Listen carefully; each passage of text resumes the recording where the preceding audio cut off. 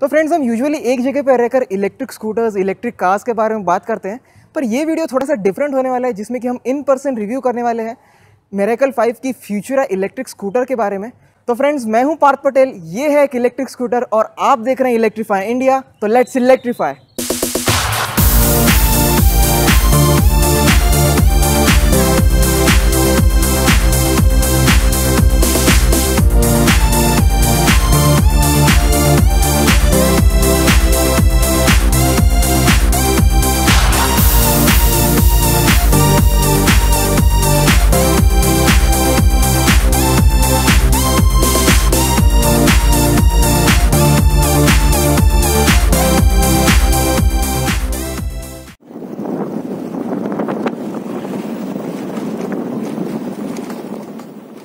तो वीडियो को शूट करने के लिए यहाँ पे बहुत ज़्यादा भीड़ है, तो हम एक शांत जगह पर चलते हैं।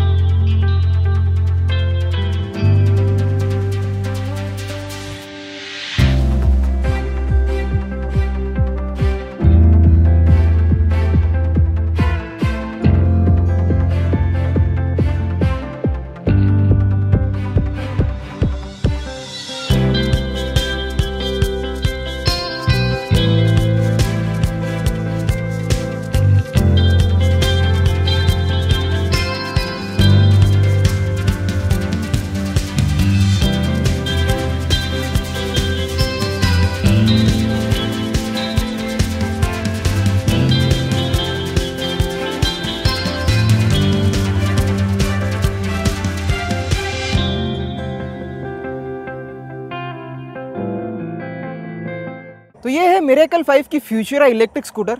जब आप इस स्कूटर को पहली बार देखेंगे तो आपको ये बहुत ही ज़्यादा सिमिलर लगेगी वेस्पा के कंपैरिजन में, क्योंकि ये स्कूटर के जो डिज़ाइन है वो नॉन पेटेंटेड डिज़ाइन है और कंपनी बेसिकली ये डिज़ाइन यूज़ करती है अपनी कॉस्ट को कम करने के लिए। स्कूटर में आपको बैक रेस्ट भी मिलता है, जो कि बेसिकली आपको किसी भी स्कूटर में देखने को नहीं मिलता है।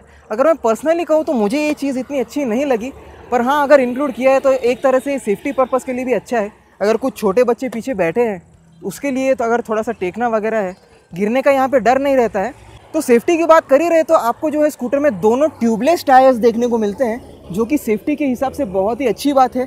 साथ ही साथ आपको जो है दोनों टायर्स में डिस्क ब्रेक्स भी देखने को मिलते हैं।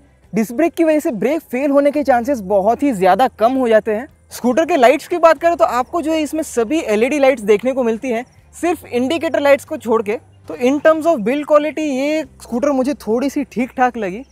प्लास्टिक है वो थोड़ा सा, मुझे अगर थोड़ा सा अच्छे से कसा होता तो हाँ ठीक है, वहाँ पे थोड़ी सी फ्लिकरिंग है यहाँ पे वगैरह वगैरह। पर एक बात अच्छी है प्लास्टिक की, वो कि अगर कुछ चीज़ें अगर आपकी ख़राब हो जाती है या फिर अगर इसमें कुछ क्रैक आ जाता है तो उसको बदलना काफ़ी इजी होता है as compare to aluminium body, जो कि आपको बजाज चेतक में देखने को मिलती है। स्कूटर में आपको मेनली 4 वेरिएंट्स देखने को मिलते हैं, जिसमें कि लेड एसिड बैटरी के जो 2 वेरिएंट्स है, उसमें एक 48 वोल्ट बैटरी वाला है जिसमें कि जो है 4 मॉड्यूल्स रहते हैं बैटरी के, और जो 60 वोल्ट्स वाला है उसमें आपको 5 मॉड्यूल्स देखने को मिलते हैं।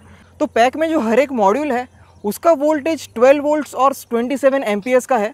पर अगर आप इसको लोएस्ट मोड में चलाते हैं तो आपको सिग्निफिकेंटली तो नहीं पर थोड़ी सी अच्छी रेंज मिलती है। अराउंड 60 to 65 किलोमीटर्स रेंज आपको मिल ही जाती है। स्कूटर के दूसरे 2 वेरिएंट्स आपको लिथियम आयन बैटरी पैक के साथ मिलते हैं, जो कि अराउंड आपको 80 किलोमीटर्स की रेंज प्रोवाइड करते हैं पावर मोड में। अगर आप उसका हायर वेरिएंट लेते हैं तो, अगर आप उसका लोअर वेरिएंट लेते हैं तो आपको अराउंड 60 to 65 किलोमीटर्स की आपको रेंज मिली जाती है। लिथियम आयन बैटरी पैक सिर्फ एक ही मॉड्यूल में आता है, जिसकी कैपेसिटी है 1.8 किलोवाट आवर्स। और हाँ, अगर आप लिथियम आयन बैटरी पैक के साथ लोएस्ट मोड में अगर स्कूटर को चलाते हैं तो आप 95 to 100 किलोमीटर्स तक भी टच कर सकते हैं। इन टर्म्स ऑफ परफॉर्मेंस ये स्कूटर 1000 वॉट्स की BLDC मोटर के साथ आती है, जो कि इतनी ज़्यादा पावरफुल नहीं है, और इससे आप एक्सेलरेशन अचीव कर सकते हैं 0 to 40 किलोमीटर्स पर आवर का अराउंड 15 सेकेंड्स में, जो कि बहुत ही ज़्यादा स्लो है। अगर ये थोड़ा सा फास्ट होता, जैसे कि अगर 10 सेकेंड्स के अगर नीचे होता तो हाँ कंसिडर कर सकते थे, पर ये 15 सेकेंड्स है तो इसलिए मुझे ये थोड़ा सा स्लो लगा। वैसे ही अगर टॉप स्पीड की बात करें तो आपको 45 के ऊपर टॉप स्पीड जाती नहीं है, 47 तक चली जाती है बैटरी वोल्टेज के हिसाब से, पर हम इसको राउंड फिगर 45 किलोमीटर्स ही पकड़ेंगे। स्कूटर की राइड क्वालिटी की बात करें तो इसकी राइड क्वालिटी काफ़ी अच्छी है।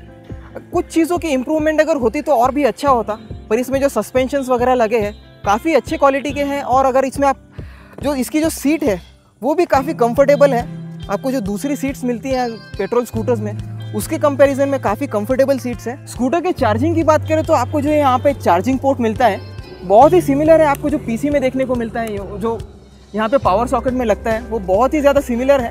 तो आपको मैक्सिमम 1.4 किलोवाट का पावर आउटपुट वाला चार्जर मिलता है, जो कि स्कूटर को अराउंड चार्ज कर देता है 4 से 5 घंटे में, क्योंकि इस स्कूटर के अंदर 60 वोल्ट्स की बैटरी लगी है। और जो चार्जर का आर्किटेक्चर है वो है 72 वोल्ट्स 20 एम्प्स, तो इसकी वजह से ये आपको जो चार्जिंग टाइम है वो थोड़ा सा ज़्यादा देखने को मिल रहा है। पर मैं रेकमेंड नहीं करूँगा कि आप स्कूटर को फुल चार्ज करें, 80% तक चार्ज किया वो भी बहुत है। तो आप में से कुछ लोगों को लग रहा हो कि हम 80% चार्ज को मॉनिटर कैसे करें, तो उसके लिए एक सोल्यूशन है, एक स्मार्ट प्लग आता है, उसका लिंक मैं यहाँ पे डिस्क्रिप्शन में दे दूंगा, जहाँ पे जाके आप उसको खरीद सकते हैं।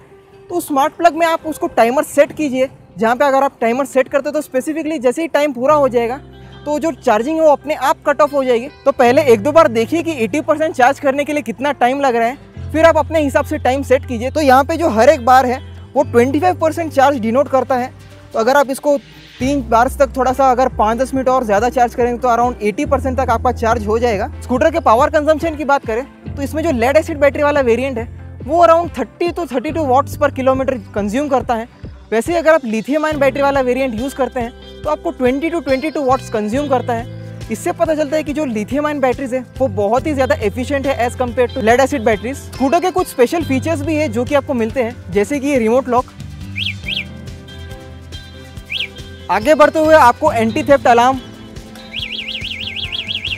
डिजिटल डिस्प्ले मिलता है जिसमें कि आप battery status, speedometer, power modes को चेंज कर सकते हैं। जिसमें अगर आप पहले पावर मोड में चलाते हैं तो आपको मैक्सिमम 30 किलोमीटर की स्पीड मिलती है। वैसे अगर आप दूसरे पावर मोड की बात करें तो उसमें आपको 40 किलोमीटर की स्पीड मिलती है, और वैसे ही तीसरे पावर मोड में आपको 50 किलोमीटर की स्पीड मिलती है।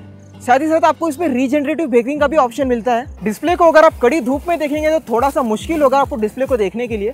अगर ये ब्राइटनेस थोड़ी सी और ज़्यादा होती तो और अच्छा होता। और हाँ, आपको स्कूटर में रिवर्स मोड भी मिलता है, तो अगर आपने स्कूटर को थोड़ा सा स्लोप पे पार्क किया है तो उस समय ये काफ़ी बेनिफिशियल साबित होता है स्कूटर को बाहर निकालने के लिए।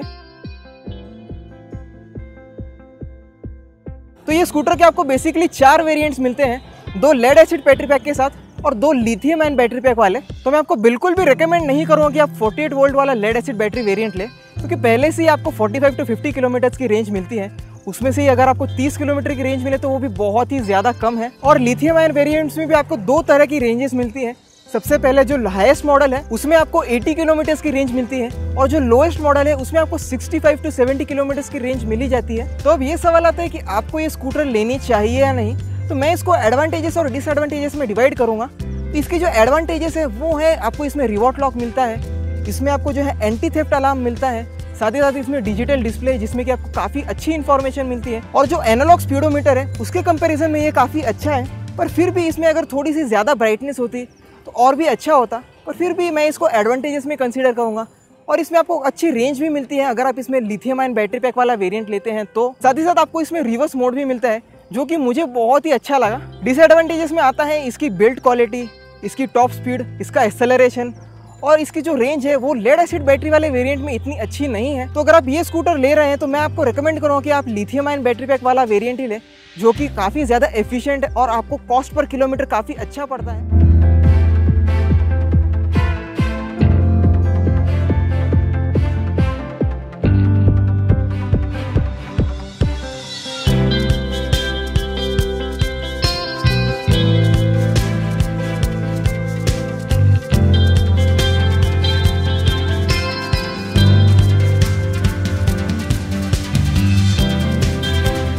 तो जब हम रिव्यू शूट करके वापस आ रहे थे तब क्या हुआ, गाड़ी बंद पड़ गई। ऐसा इसलिए क्योंकि उसमें चार्जिंग कम थी और साथ ही साथ जो बैटरी पैक है वो लेड एसिड बैटरी पैक लगा हुआ था। तो lead acid battery pack basically अपने स्टेट ऑफ चार्ज के हिसाब से परफॉर्मेंस देती है। तो जैसे कि अगर बैटरी फुल चार्ज है तो आपको फुल परफॉर्मेंस मिलती है, वैसे अगर बैटरी 50% चार्ज है तो आपको परफॉर्मेंस थोड़ी सी कम देखने को मिलती है। वैसे ही जैसे अगर बैटरी धीरे धीरे अगर डिस्चार्ज होती जाती है तो वैसे ही आपको जो परफॉर्मेंस है वो भी धीरे धीरे कम होती जाती है। तो इसलिए मैं रेकमेंड नहीं करता हूँ कि आप लेड एसिड बैटरी पैक वाली इलेक्ट्रिक स्कूटर लें। अगर आप लिथियम आयन बैटरी पैक वाली लेंगे तो आपको जो मेंटेनेंस है, बैटरी का जो मेंटेनेंस है वो आपको काफ़ी कम रहेगा। साथ ही साथ आपको जो बैटरी का जो चेंजेस वगैरह है, battery lead acid battery pack कैसे वो फूल जाती है तो उसका थोड़ा सा डर भी रहता है कि ऐसा कुछ हो जाए। तो बेसिकली मैं इसीलिए रेकमेंड करता हूँ लिथियम आयन बैटरी पैक की, वो ज़्यादा सेफ होते हैं और आपको काफ़ी अच्छी एफिशिएंसी भी मिलती है। And thanks to Yoga Auto for providing this vehicle, उनके बिना ये रिव्यू पॉसिबल नहीं हो पाता। तो अगर आप एक इलेक्ट्रिक स्कूटर लेना चाहते हैं तो मैं उनका एड्रेस और कॉन्टैक्ट नंबर डिस्क्रिप्शन में दे दूंगा, जहाँ पे जाके आप उनको कॉन्टैक्ट कर सकते हैं। साथ ही साथ आपकी जो सिचुएशन है वो मेरे जैसी ना हो जाए और आपकी इलेक्ट्रिक स्कूटर कहीं बीच रास्ते में बंद ना पड़ जाए, इसके लिए मैं आपको कहता हूँ कि आप जो है वो लिथियम आयन बैटरी पैक्स लें, क्योंकि भले ही वो 90% डिस्चार्ज भी हो जाए पर फिर भी वो फुल परफॉर्मेंस प्रोवाइड करती है। दोस्तों मैं उम्मीद करता हूँ कि आपको हमारा ये वीडियो एक नए अंदाज में पसंद आया होगा। अगर आपको कुछ भी सवाल या सुझाव हो तो कमेंट करना बिल्कुल भूलना। अगर आपने अभी तक वीडियो को लाइक नहीं किया तो लाइक कर दो, चैनल को सब्सक्राइब करो जिससे आपको ऐसे ही इलेक्ट्रिक व्हीकल से रिलेटेड वीडियोस मिलती रहे हिंदी में। सो फ्रेंड्स, मैं हूँ पार्थ पटेल। जय हिंद, वंदे मातरम।